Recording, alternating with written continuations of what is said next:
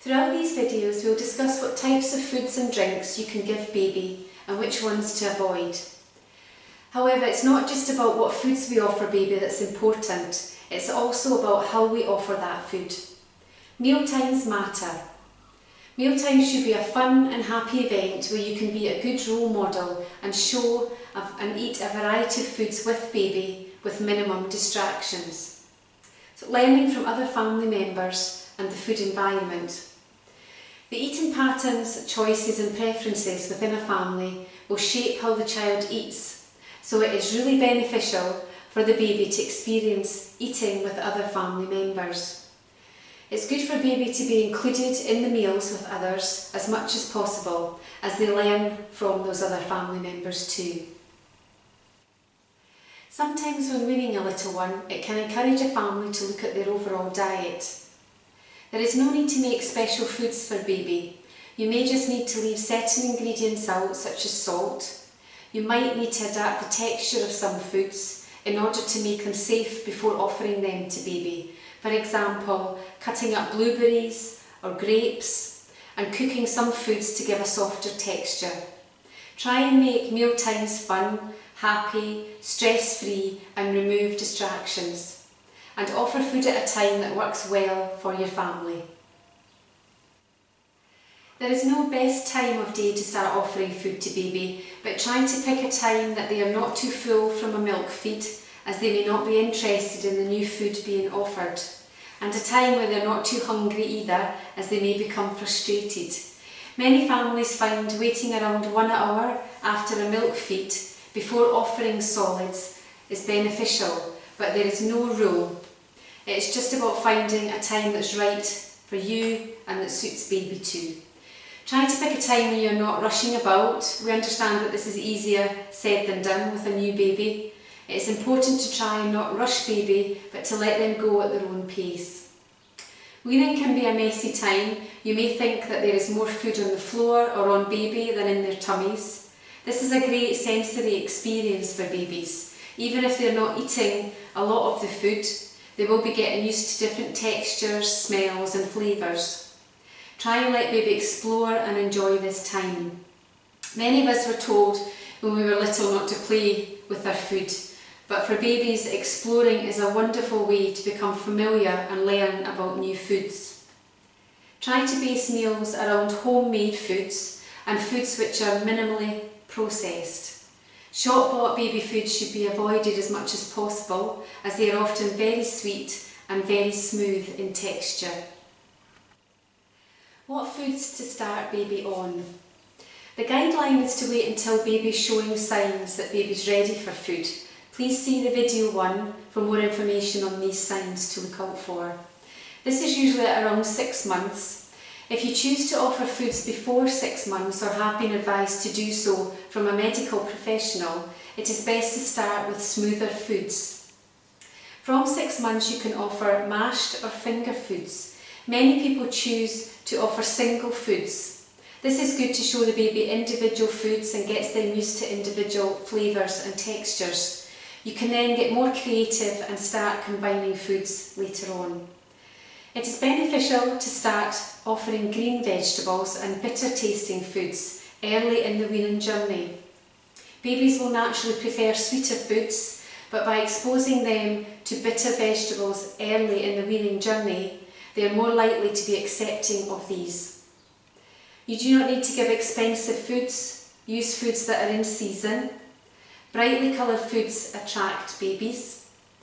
If offering finger foods, ensure there are no pips, stones, stringy bits or tough skin.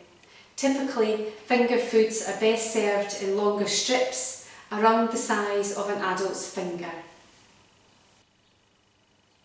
Ensure small hard foods are prepared safely by chopping or grating them correctly, such as quartering grapes, quartering blueberries and grating raw carrots and raw apples.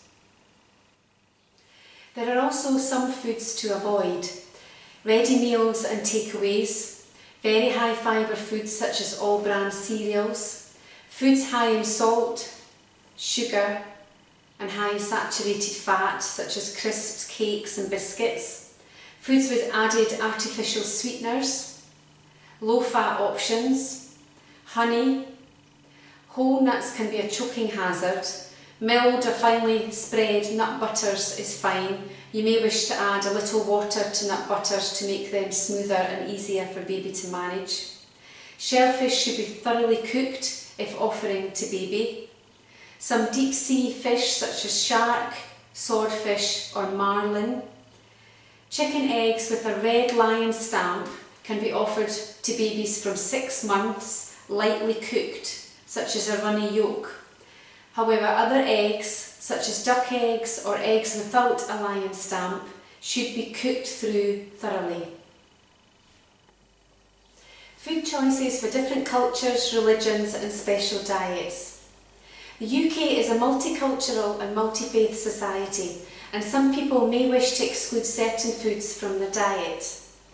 Babies can achieve all the nutrients and energy they need by providing suitable alternatives. For example, vegan and vegetarian diets are suitable for most population groups.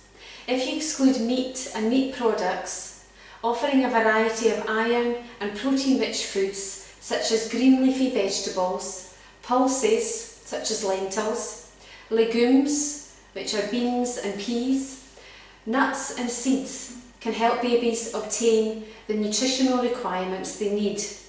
Some babies who have a vegan or vegetarian diet may require a vitamin B12 supplement or be given foods that have added vitamin B12.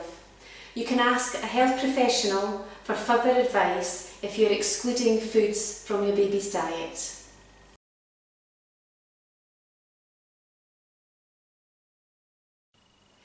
We're now starting to think about mixing foods together and creating those mini meals for your baby. It's about getting experimental by adding in new ingredients and flavours. Combining familiar foods with new foods may help with your baby's acceptance. It is good to still lead with vegetables and some fruits, but think about adding in protein and iron-rich foods such as beans, lentils, meats, fish, cheese and chickpeas, as well as some allergen foods, including eggs and nut butters. We'll cover more around allergens in the next video.